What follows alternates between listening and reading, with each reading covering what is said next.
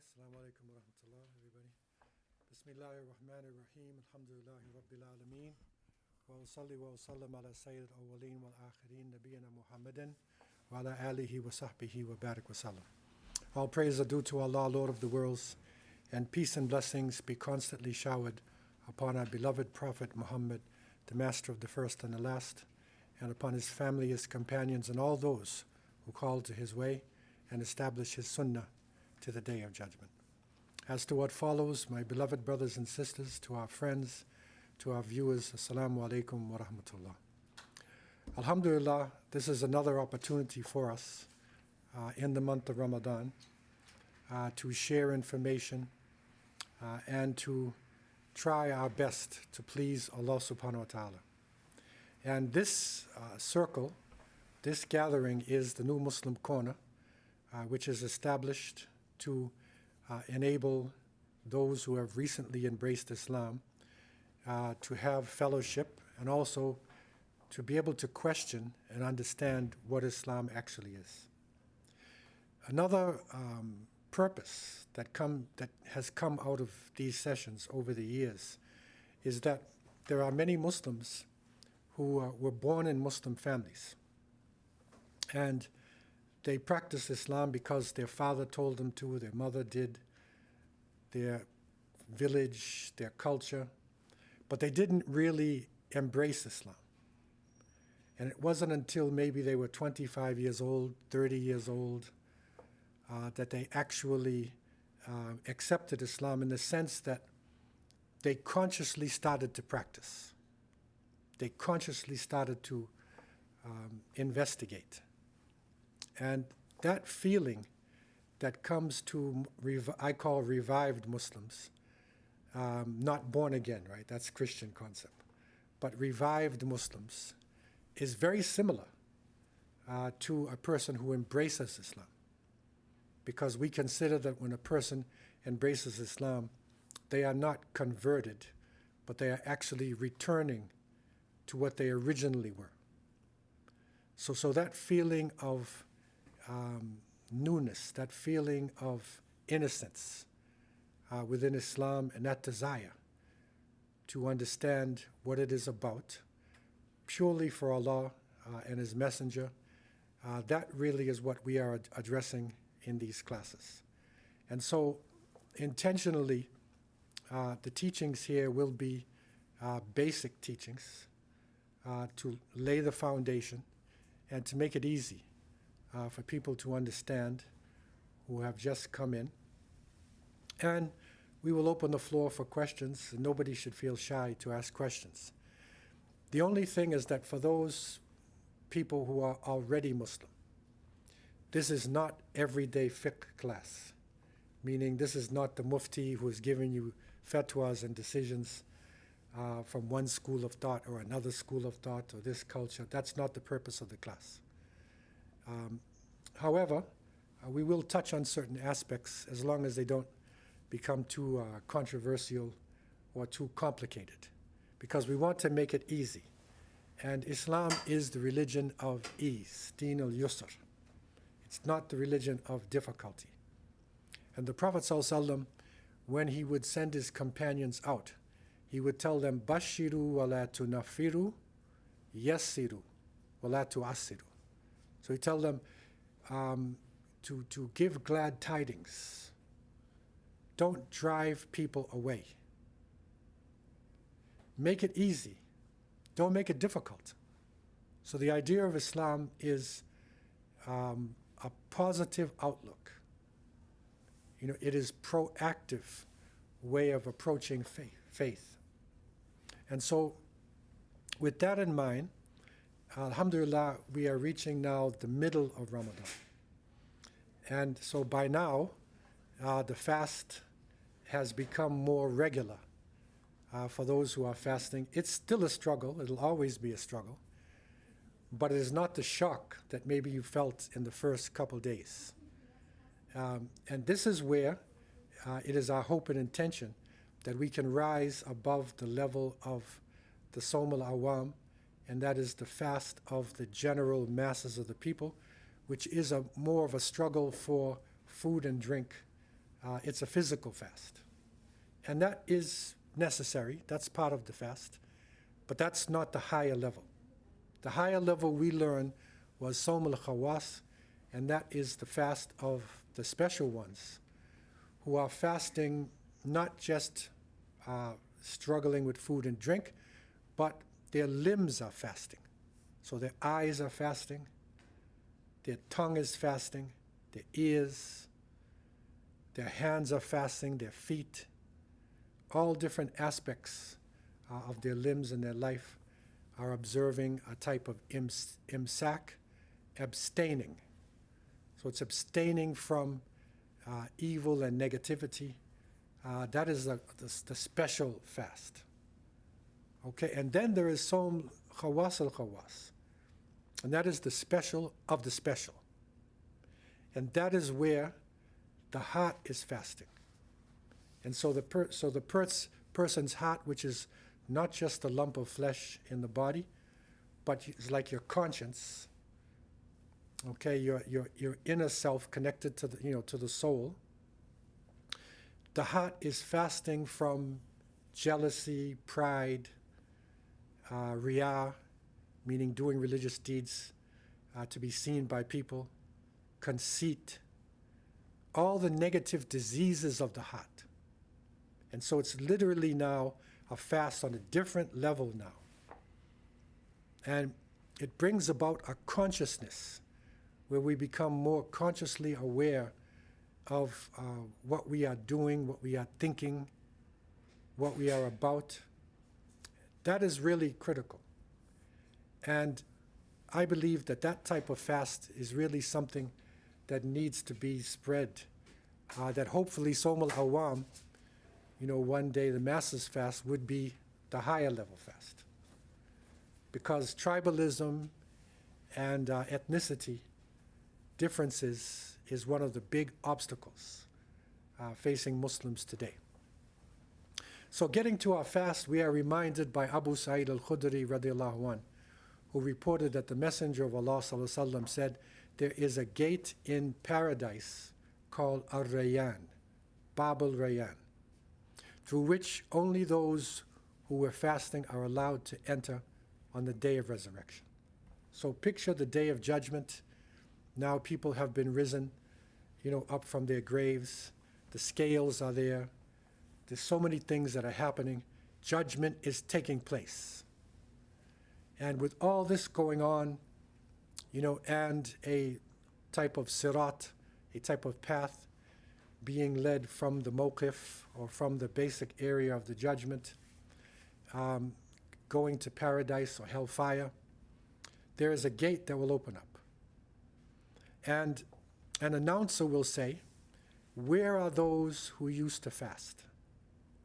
Accordingly, they will proceed to enter the gate, and when they all enter, the gate will be closed behind them. So this is Bab al-Rayyan. And that is a beautiful thought, a beautiful destination for those who are fasting, and a motivation for us to try to struggle, even though it may seem difficult. The different aspects may sometimes weigh heavy upon ourselves, but Allah subhanahu wa ta'ala has prepared special blessings for those who go through this month of Ramadan with sincerity, right, with sincerity.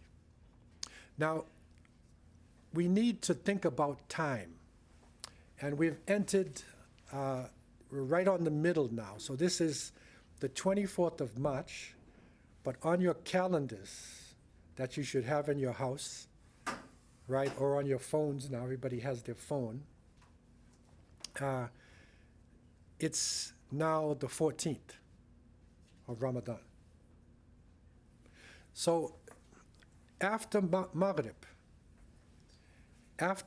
prayer today, what would be the date after Maghrib prayer? Does anybody, what would it be? Today's the 14th, right? So after Maghrib, what is going to be the date? It's the 15th. Okay, and this is an important concept. And it's tough for us because we are gearing our whole thought process around the solar calendar. Okay, that's the way we think. That's our lifestyle is based on this. The lunar calendar is something different. And so after Maghrib, when the sun, has set, it is actually the beginning of the next day. Before there was light, there was darkness. Darkness and then light. So for us, it's also the same. And in Arabic and in other Islamic languages, or Muslims who speak in other languages, Arabic, they say Laylatul Jum'ah. So Laylatul Jum'ah, the night of Jum'ah, Friday night, actually is Thursday night, Laylatul Jum'ah. Okay, and that, again, as I was saying before, I had a problem living in Medina and learning Arabic and people saying, Laylatul Jum'ah, Friday night. Friday night, this is Saturday night, which means a lot to people here in Canada, right? This is when you come out to play, right? Saturday. You're off work. It's Saturday night. But no, after Maghrib, it's Sunday. Okay? And so this will become important to us as we go through the month. And some people divide the month into 3 parts. You could say the first 10 days, and then the middle 10 days, and then the last 10 days as well. Okay? These are divisions. Now, it's important now, to have these divisions in your mind, because they will be impacting some of our ibadah, some of our worship, our devotions, and it will impact how we are actually functioning in the end of the month. And I don't want to get this to be too complicated, even for myself, right? Because we're at the end of our fast, right? And our brains are not working as well. But, so that means that the last 10 days, okay, Friday, March 29th. Friday, March 29th will be the 19th. Okay, so that's Friday coming. And that's going to be before we actually meet again. Okay, so Friday coming will be, is the 19th going into the 20th. So from that time, the last 10 days begin.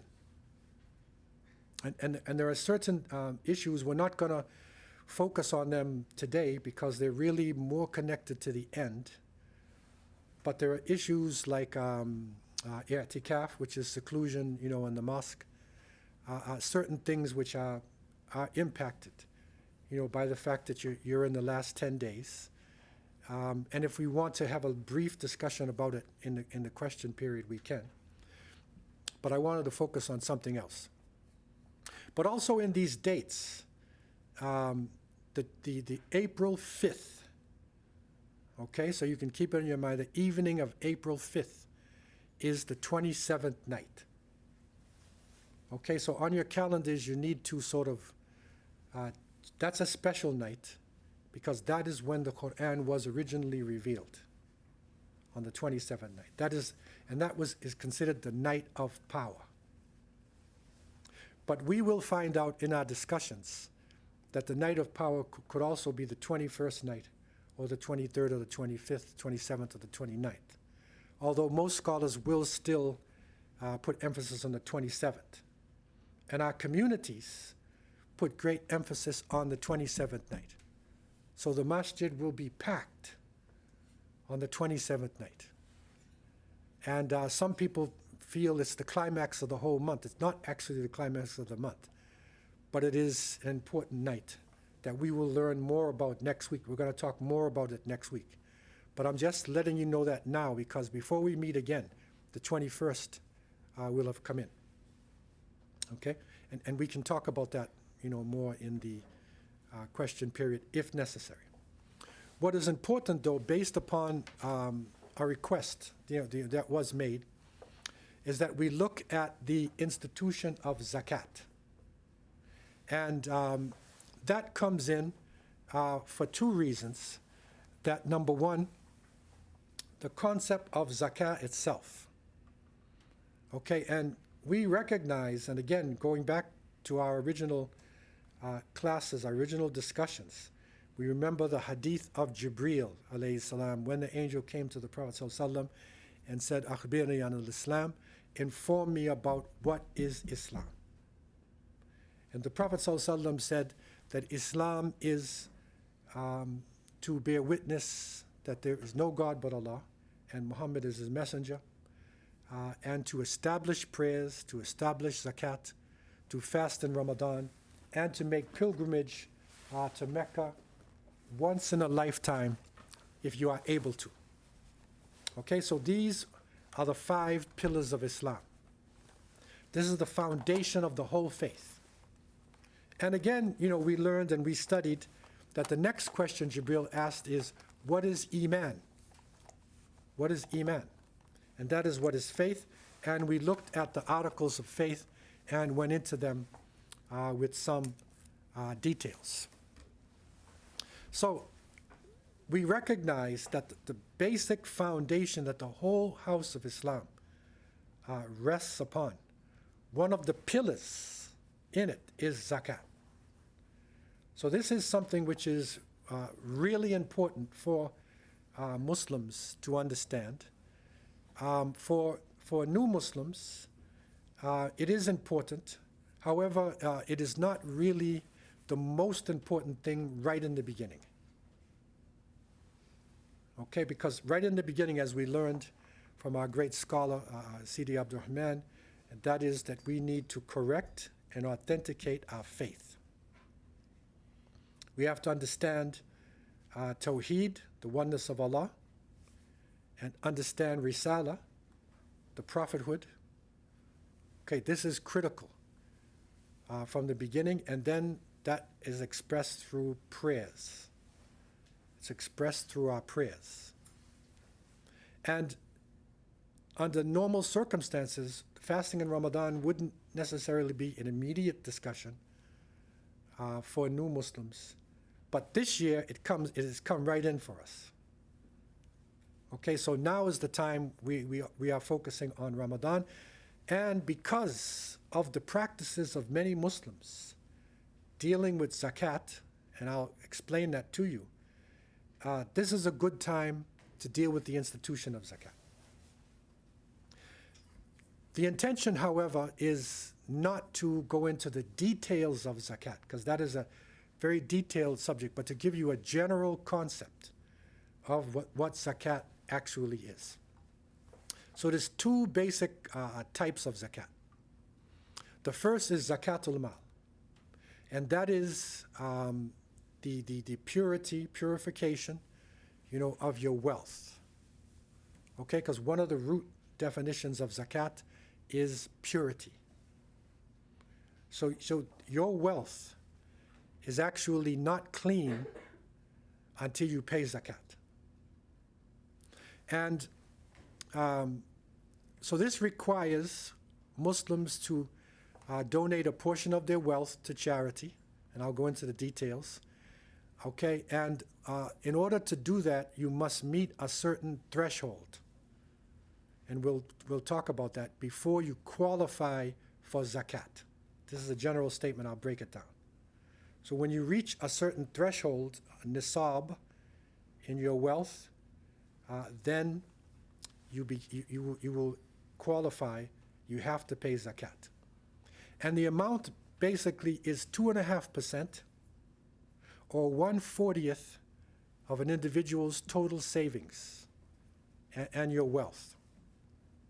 Okay? And the zakat can be paid at any time during the lunar year. You can do it at any time. However, what many people do, and I think it's very wise, they think about zakat, or they establish Ramadan as a good time to sort of do your review of your zakat. Because this is one of the best times to be giving anyway. And the Prophet ﷺ was the most generous during the month of Ramadan. But technically speaking, zakat is due upon wealth if it is in your possession 1 year. إِذَا حَالَ عَلَيْهِ الْحَوْلَ. If you have wealth in your possession, stored wealth for 1 year in your possession, then you're supposed to actually purify it by paying a percentage of that to those who are in need. Okay? And there are some details in this. This is why it's good, and I'm using this as a base. I do this myself, and many people do it. It's a good time.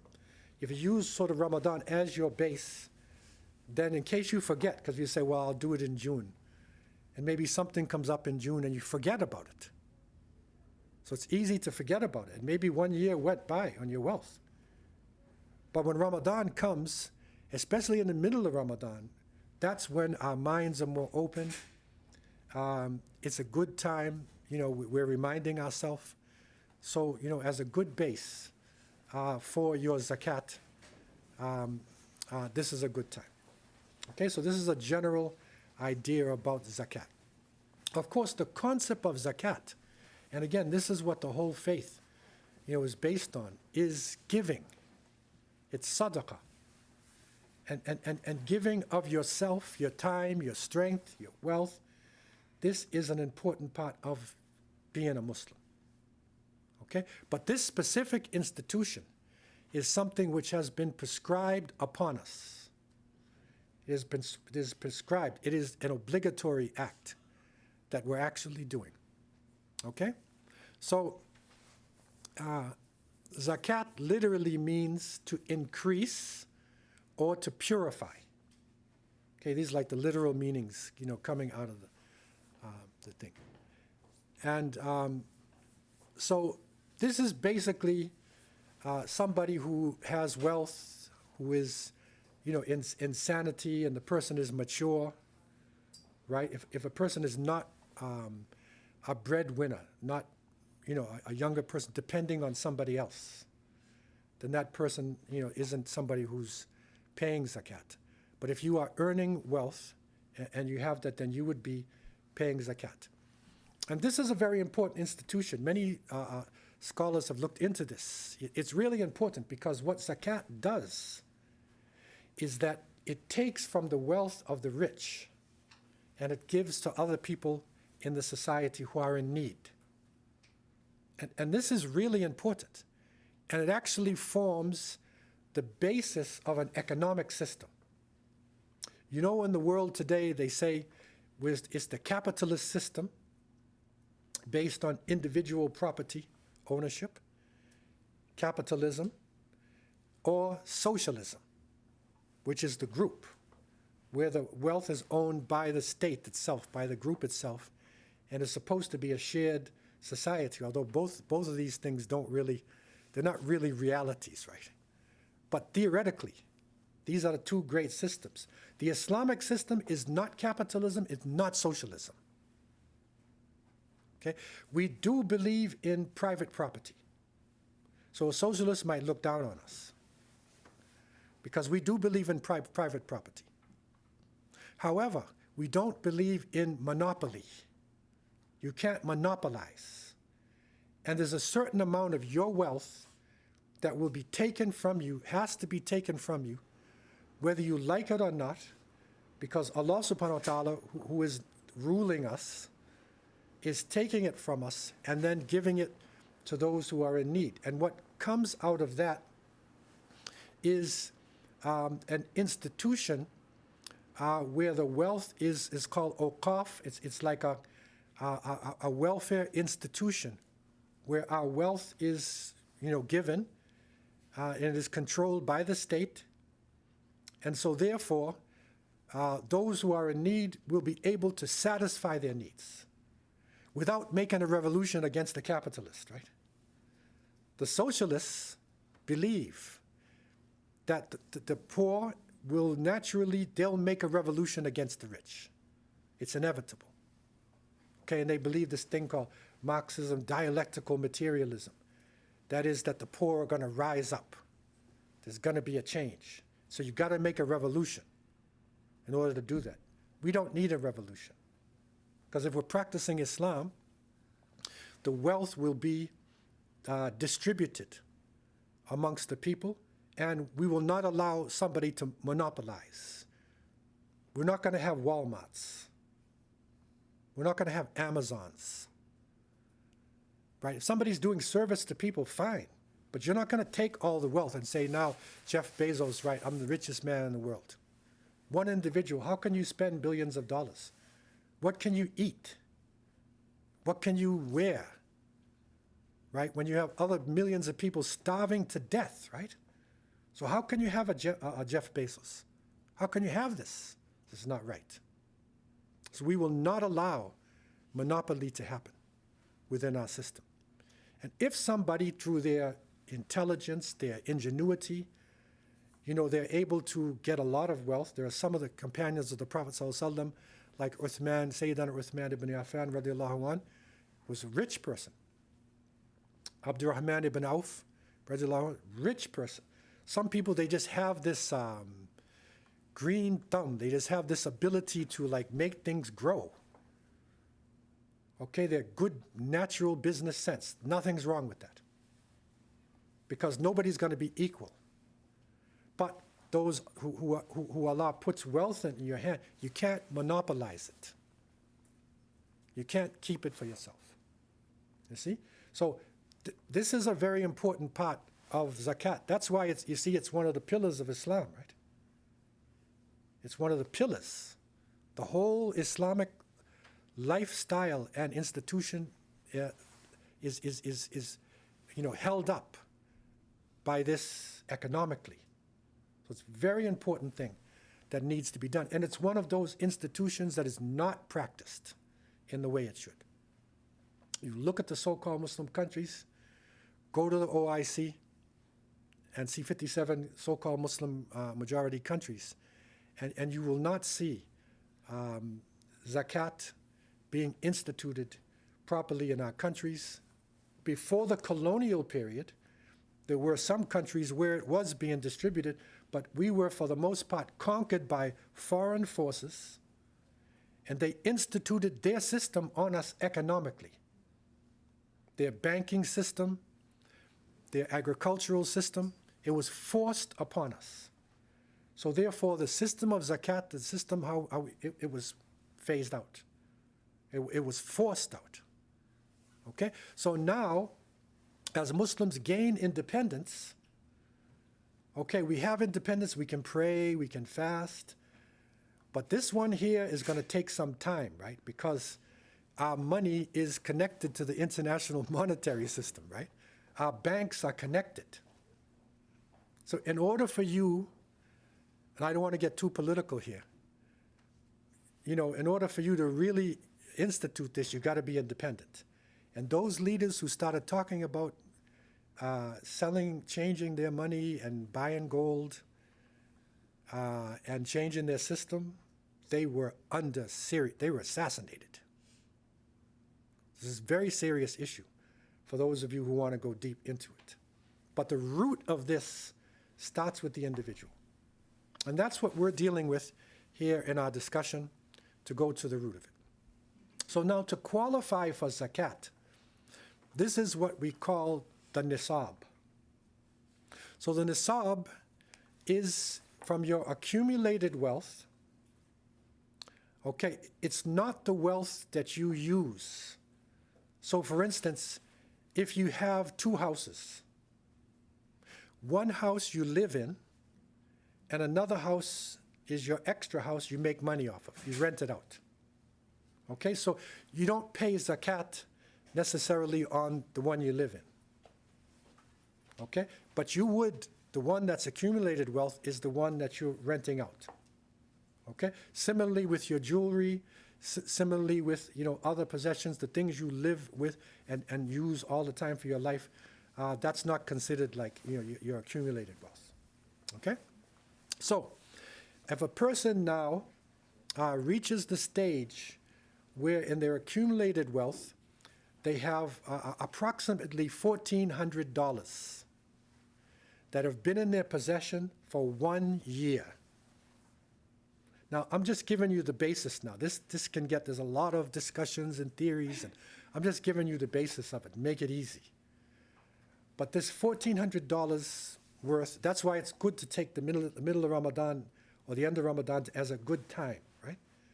Because then you can sit down and look at all the wealth, that you have. If you're like me, you don't have to worry because I'm a poor man.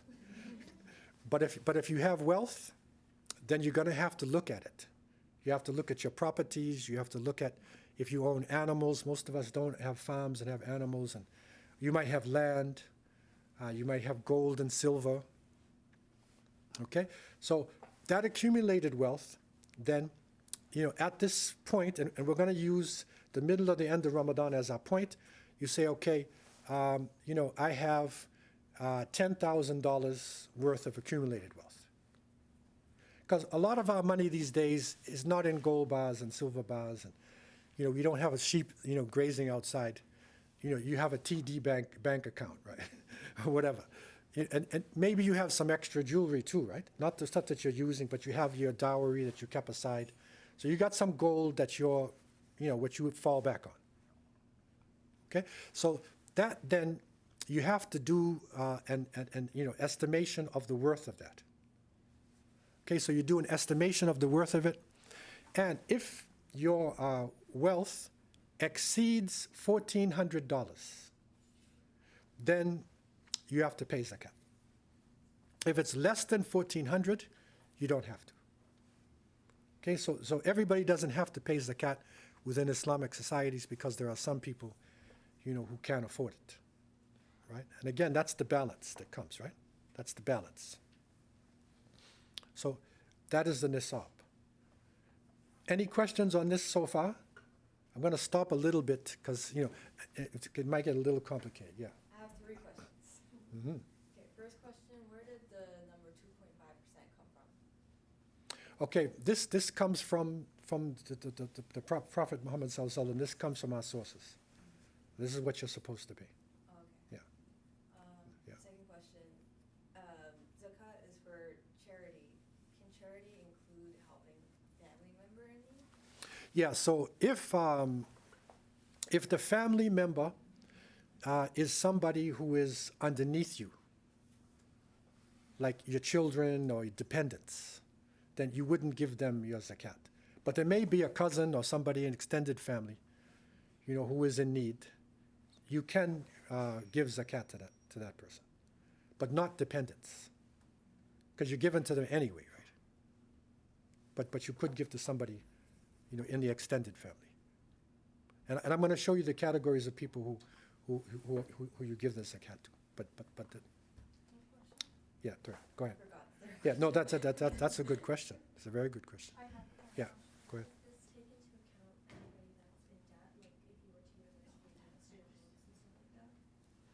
Yeah, I mean, if you are in debt, you're supposed to pay your debts off, but you should still pay zakat. You should still. Again, there's a lot of discussions on this, but I'm taking the safest position, because the way we're living in Canada, you say, well, we're all in debt, right? No. To be safe, we need to purify our wealth. So you may have a long-term mortgage that's going to take you 50 years for the bank sucking your blood. But purify the wealth that you have and be safe. Right? And it's not going to hurt you. Because our position is when you give, you're going to get back. Right? And you're going to help somebody too who's in need. Go ahead. If someone is on disability income, do they have to pay on that? Disability income. But that's the basic income that the person has. No. So they don't work, No, the income is not that you're not paying on that. You're paying on accumulated wealth. See, accumulated wealth. If the person has an income coming in, however it is, that's fine. But the wealth that's in their account that stayed for a year in their possession, then they pay on that. Now, there's a question here. Yeah. You mentioned mortgages, right? And like you mentioned that zakat purifies your wealth, right? So is there anything that says anything about interest, does the latter like impurify your wealth by any means? Like, because people nowadays can't seem to get themselves out of the state of interest, whether they're in credit card debt or they have a mortgage or some kind of a loan. So does that affect the quality of their wealth by any means? Yeah, I mean, to be honest with you, within our system of life, you're not supposed to be involved in interest. You're not supposed to be involved. And so, we are in a weakened state. We need to at least make the move out of it. So if you do take a mortgage or you do take a loan, you need to do it in a sense that you're going to pay this thing back before interest starts coming in on it. If not, don't take it. And what it means sometimes is you don't have a new SUV, you don't have this house like you want. Somebody said to me, I know it's important to own property. It's a type of freedom. But somebody said, I have to do this, brother. I got to take this, the mortgage. I got to take the interest.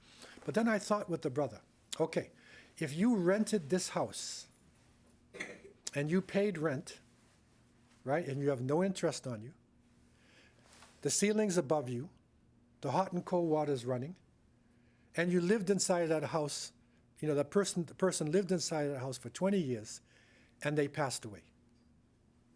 Okay? But when they died, they had no interest. The other person took out a mortgage, and he said, I own this house. Okay? So he lived, your ceiling's above you, hot and cold water are running. Okay? And he lived in the house for 20 years, and he died. But when you die, you don't take the house with you. But what you will take with you is interest, that you paid interest. The other person rented. He's a renter. A lot of it is psychological, right? But when that person passes away, there's no interest on them. So we have to start thinking like this, right? And if we are in it, and I know how widespread it is, we are in it, it's a difficult life.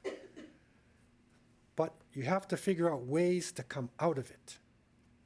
To come out of it, as long as you're making the intention, you're asking Allah to forgive you, and you're trying to come out of it, then at least, we can face Allah subhanahu wa ta'ala.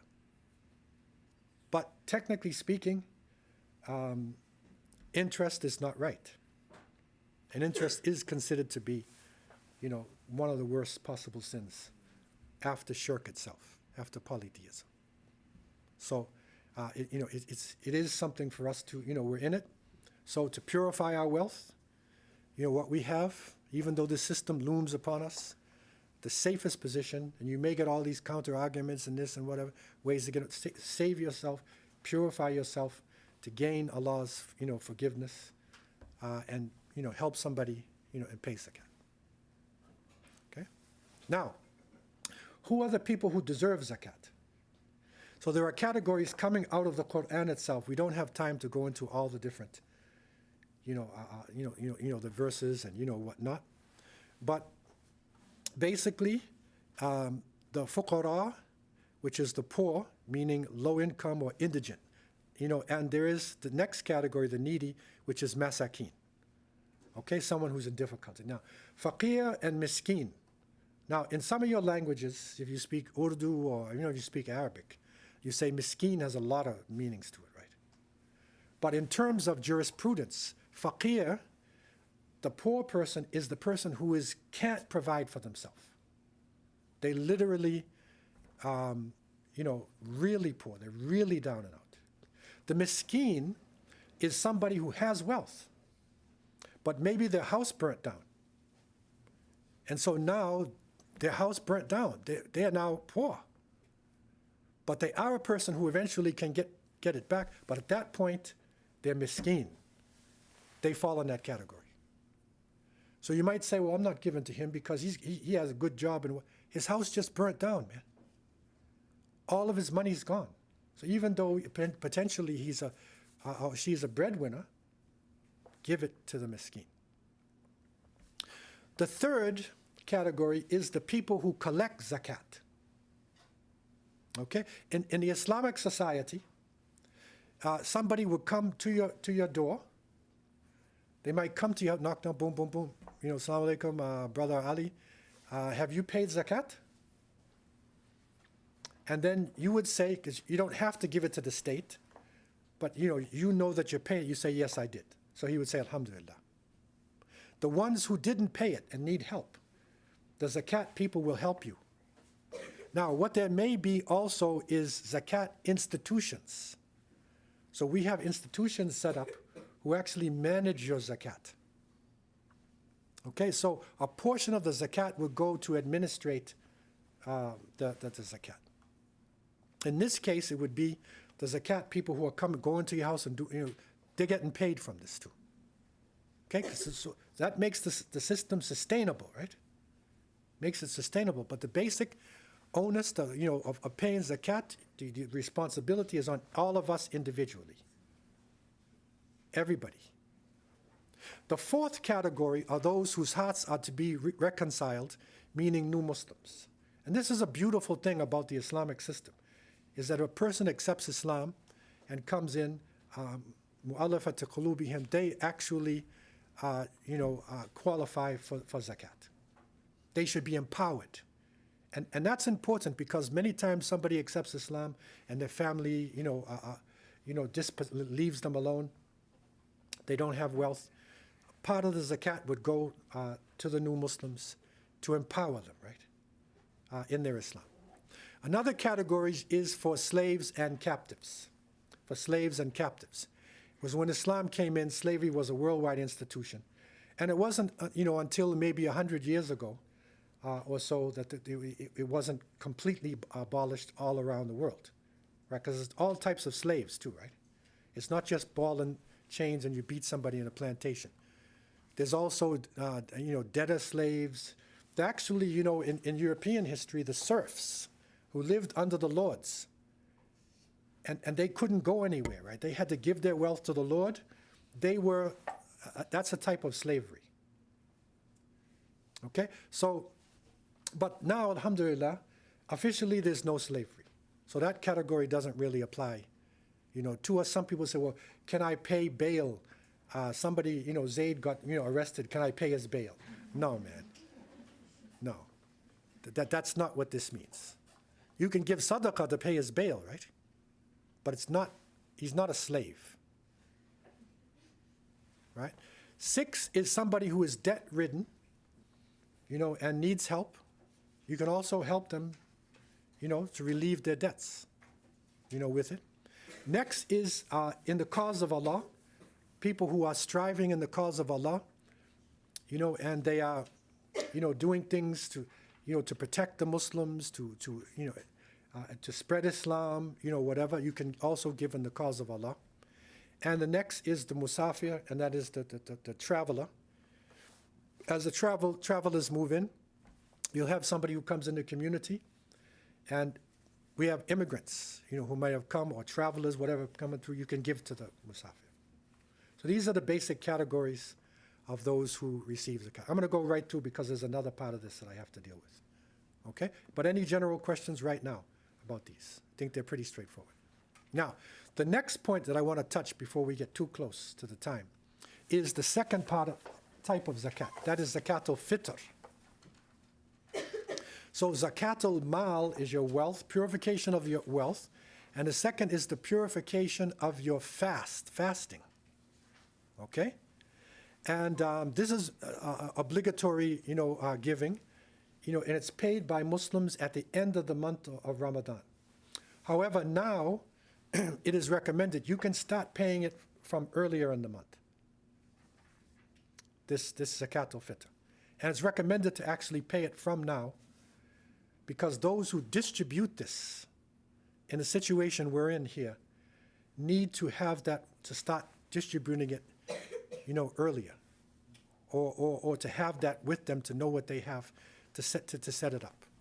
Okay, so it's called Sadaqat al-Fitr, the charity of fast breaking, right? And it is due, Zakat al-Fitr, at the end of Ramadan, right? It should be paid for everyone in the family. Everybody needs to pay this, male, female, adults, children, everybody needs to pay this. Okay? So, Ibn Abbas, radiallahu anh, he stated that the Prophet ﷺ enjoins Zakat al-Fitr so that those who fast are purified of their sins. So given this amount is purified of their sins, and the poor and needy people are enabled to arrange their basic needs of food, clothing, etc.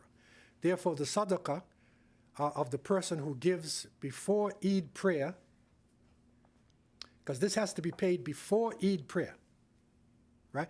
It's considered sadaqah. But if someone delays, and this is the words of Ibn Abbas, a great Sahabi, if someone delays and gives it afterwards, his charity will be ordinary charity. It will not purify your fast. And we're all making mistakes in our fast. And we see the levels of our fast. Our eye is supposed to be fasting too, right? Other things supposed to be fast. So so this is important. So that means that in the family, if the husband and wife and 2 children, so in that case, you would pay 4 amounts. If you're by yourself, you just pay 1. Okay, but whoever the breadwinner is, male or female, would be paying for dependents. And females, even if you're on your own, whatever, and you have, some wealth, also purify your fast. You're supposed to purify your fast. Okay, how much is Zakat al-Fitr? Abu Sa'id al-Khudri, his hadith forms the basis of this, just to show you where the source is. And he said, we used to pay Zakat al-Fitr at the end of Ramadan when the Messenger of Allah ﷺ was amongst us with 1 sa' of food. A sa' is like a bushel. 1 sa' of dates, 1 sa' of barley, 1 sa' of raisins, 1 sa' of dried yogurt. We continued to do this until Muawiyah came to us in Medina, and he said, I think 2 muds of Syrian wheat is equivalent to 1 sa'. Okay, this is getting technical now. And this is what, and so but he said, like this, and people accepted this. So the sa' is a volume equal to 4 double handfuls, of the grain or the dates. The mud is a quarter of a sa', 1 double handful. You don't have to worry about all these details. I lived in Medina, alhamdulillah, I thank Allah for that, experience. And so when you're in a Muslim country, I was in Medina in the 70s, right? So it's not everybody driving Lamborghinis. And we had poor people.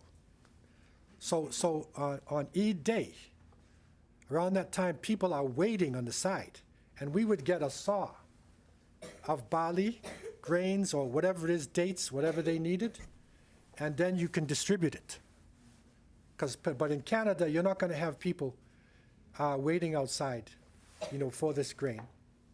And so in the Hanafi school of thought, and this is now, one of the great scholars, Imam Abu Hanifa, rahimahullah, and it is now, being used by many people. They allow the equivalent of this to be paid. And so that is now the more reasonable way of doing this. So instead of giving people what would be the grains here in Canada, like what we use now, here, because we have all types of things, but giving somebody a big bag of rice, no. What is equal to a meal? What is equal to a meal? Okay, that would be what you'd pay out. And that is being estimated, and you'll get different estimations, but here it is being estimated at $15 per person. So what this means, to make a long story short, is that before Salatul Eid, we all need to pay Zakat al-Fitr to purify our fast before Salatul Eid. And the IIT and other institutions, you'll see slots that are there, and there will be a section for Zakat al-Fitr. So if you're going to pay your Zakat al-Fitr, make sure you put it into that particular thing. Or if we're going to give it to somebody, you can. you'll get slightly different positions, in different masjids as to the quantity or, how you do it. But this has been made, by North American Fiqh Council and by scholars in many parts of the world, especially the Western world, in order to make our Islam flow in with the lifestyle that we're living in. Because if somebody wants to get a meal, I mean, you can hardly get, a nice, shawarma and, something to drink or whatever, $15, for a meal. Okay? And there's nothing, it's actually, if somebody said, well, that's too much, the more we give is the better, right? So don't think in terms of, how much exactly. The more you give, the better. If you want to give for Zakat al-Fitr $100, you can do that because your money is going to go to the poor, all right? And Zakat al-Fitr will be paid to the poor and the needy before Salat al-Eid, okay? And if it's paid after Salat al-Eid, it will be just charity. Okay, so these are the two types of zakat, and because of a request that came, we wanted to deal with this zakat, so you can start thinking about this, now. Next week, inshallah, we'll look at i'tikaf, which is seclusion in the mosque, and also Laylatul Qadr, the nights of power, and the last 10 days. We'll look at that from next week, inshallah. But, it's important now to start thinking about giving.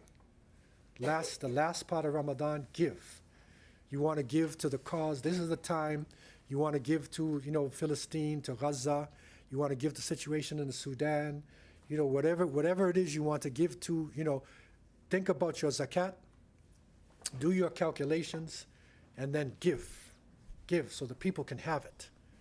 Because they're in desperation now. We know what's happening on the ground. They're in desperation. So if you can do that as soon as possible, it's better. So the floor is open for any general questions. Do you have to make intention before you give the zakat? Like, if you're giving it for a certain cause, do you have to make that intention beforehand? Yeah, I mean, sometimes if you give, say, for instance, a Islamic relief or something like that, they might even ask you, is that, zakat, or, some of them may ask you. But the real intention is you. So when you give that particular money, that's between you and Allah, right? So you're giving it, this is my zakat. But some of them will ask for that. Some, may not. But you have, for instance, in the IIT, you may have boxes. You can say zakat al-mal, fitr, or, whatever. Okay? And for those, by the way, who are making up a day, maybe if a woman, missed for her monthly, periods, had to make up 5 days, right? And then you're gonna, you can make up the days, but but we also learn that if the mother is breastfeeding, then she makes up the day, and because it was done because of the milk for the child, then you feed a poor person, for every day. Or if a person cannot fast, they permanently can't fast, then you feed a poor person. That's fidya. So you'll see the word fidya in one of the categories. And the fidya now is calculated to be $15 as well. So $15 for every day in the month. So if a person is physically challenged and they cannot fast, then they would pay $150. I mean, they would pay the $15 per day, okay? Or whatever it is. Yeah. So if a husband and wife are both working and they have a joint bank account, Right, and all their expenses are done through this bank account, right. they need to calculate zakat for themselves. Do they essentially pay zakat, the same amount of zakat for the accumulated wealth in that one account, or? Okay, this is another reason why it's good to separate accounts. And I say this to sisters, your husband might say, oh, darling, I love you, put your money in my account. No, man, you have your own account. You should anyway, right? Because you're an independent person. It's better for income tax, too. Have your own account. However, for the group, because some things is going to be your jewelry, and you have your own possessions anyway, right? Even if you have the account. And you're going to have your own possessions. Okay? But for whatever is the group, then you could pay jointly on that, thing. But you still got to do calculations on your own things as well. Questions?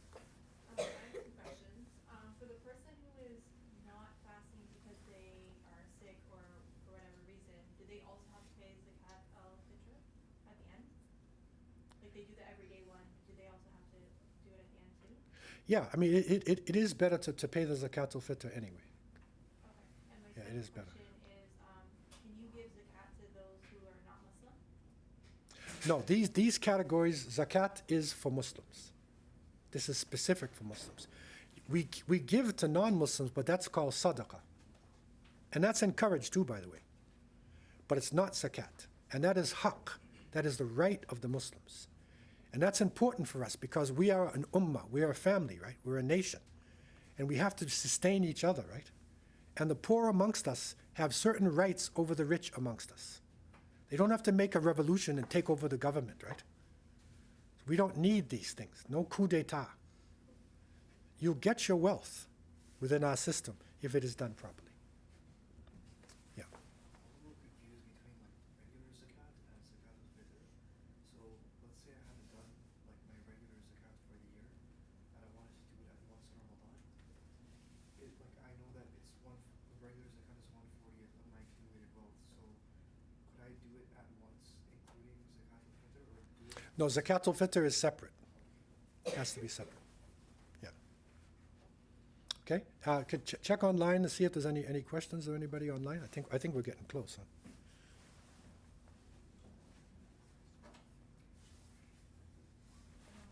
Go ahead. What else constitutes, like, what you should consider to calculate your wealth? Because you talked about property, you talked about jewelry. What about, like, things that can lose its value over time? And Yeah. you can't exactly put an exact amount on it. Like, for example, a vehicle. Yeah, for that, you need to go to a zakat group, the experts. I'm not an expert on zakat. So you need to go to a group that specializes in, zakat for that. Yeah. So often on Eid, in some cultures, people give Eidi, which is like elders give to the youngest. Is that rooted in religion or is that more culture? The elders get, I didn't get that? Like, have you heard of the concept of Eidi? How sometimes like elders will give, like your parents will give money to, at least in my upbringing. Oh, yeah, like giving gifts on Eid day and stuff like that? Gifts or like money. Yeah, Is that yeah. rooted in religion? And is that different than zakat? Yeah, it's different than zakat. And That's just a sadaqah or gift that you're giving, hadiyah. You say Eid hadiyah, it's a gift that you're giving, that's beautiful and fine. Not zakat, is that rooted in not religion?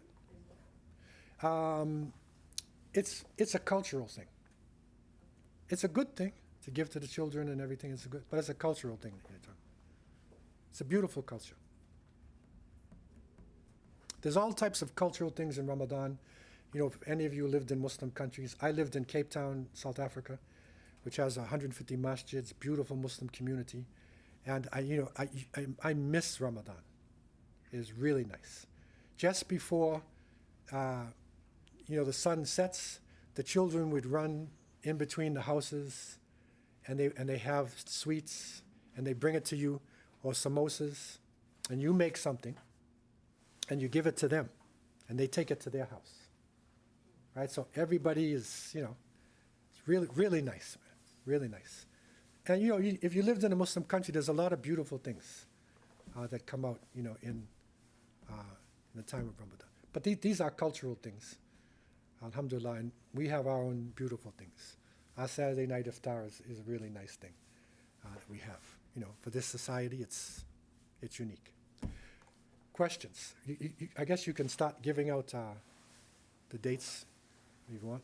Yeah, question. I have a last question. I Yeah, grew up go. in Ethiopia and I went to a madrasa there. Okay. So at the end of Ramadan, say like your Eid al-Fitr, where all the madrasas would come out and come to like a big field to pray together as they march. Is that part of religion or is that? Yes.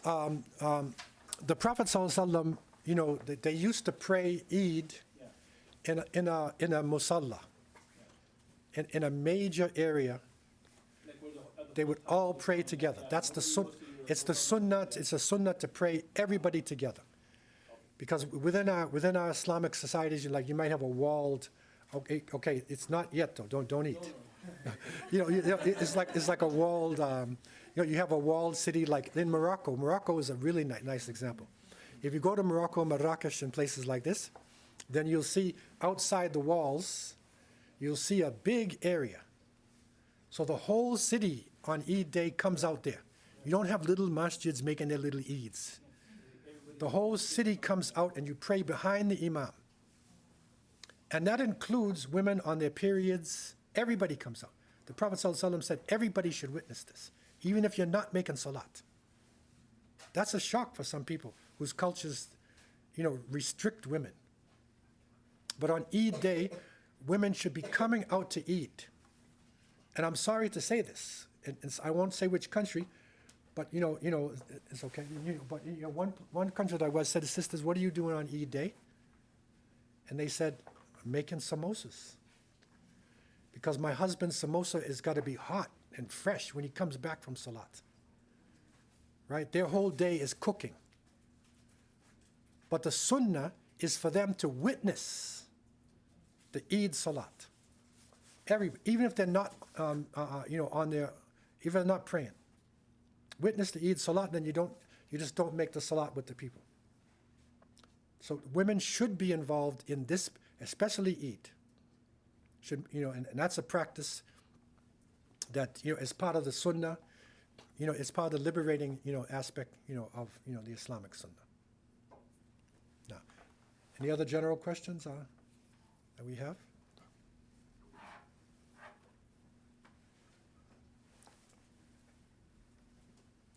Yeah. When you're calculating your zakat, does it have to be in the beginning of the lunar calendar to the end, or can it be the point that you're paying? It is the point that you decide. Because it is, if your wealth is, if that accumulated wealth is in your possession for 1 year, so you have to decide on a time, when you pay your zakat. And it's recommended, it's not necessarily part of the sunnah, but it is recommended, use Ramadan. Because that's the time we're thinking about zakat and giving anyway. So use that so you don't forget. But if that wealth was in your possession for a year, you're supposed to pay on that wealth. Going back to zakat, what about those that say like they own a business or whatever, but their wealth always tend to go up and down because they use whatever they have to Right. operate a sense of income.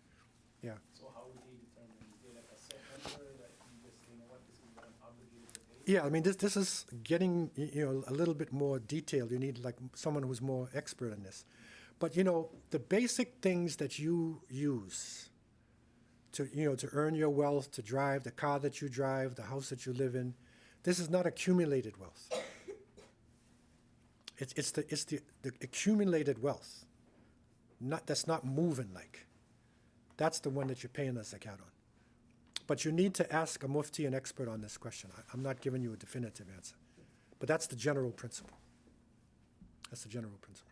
Yeah. So I have a question. So, meaning by the accumulated wealth, is it just like anything that's addition to your savings? Like if you have a savings account that's not been used, or like a TFSA or something like that, or?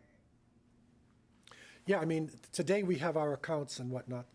And but the best thing is to say for instance, if the 25th of Ramadan was your date, then you look and you say, how much do I have in my accounts?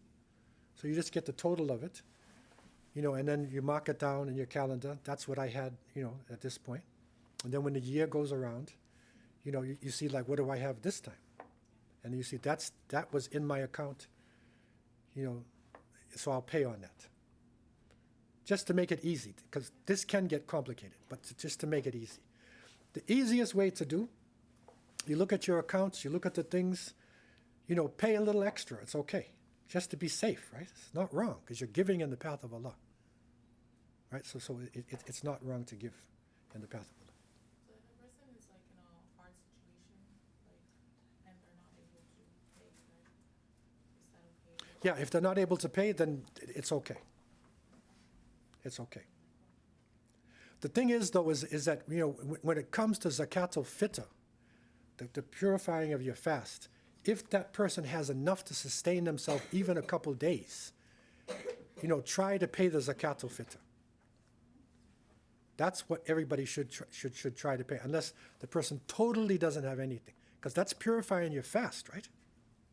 But zakat al-mal, unless you have And that's a section that we went over before. You have to have at least $1,400, in accumulated wealth. That's the nisab. Then you pay zakat. But zakat al-fitr for your fast, everybody should try, to do that, unless they're totally out of it and they can't do it. Is the time in? Anybody, do you guys bring your water bottle? Anybody needs some water? Some water over here? Yeah, we need some water over here.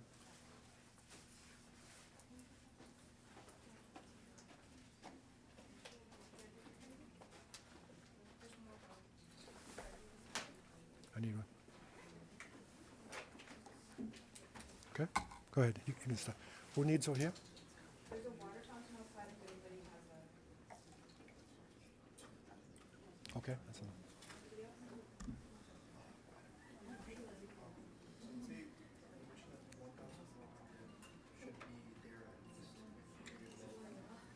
For a year, yeah. So let's say someone has around like 4,000 per se, but they don't necessarily have enough money coming in, like they don't have income, and they're spreading that out throughout the year.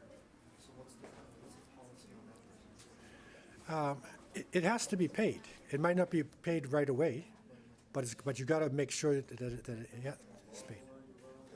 Allahumma laka sumtu wa ala rizqika aftartu. Bismillah.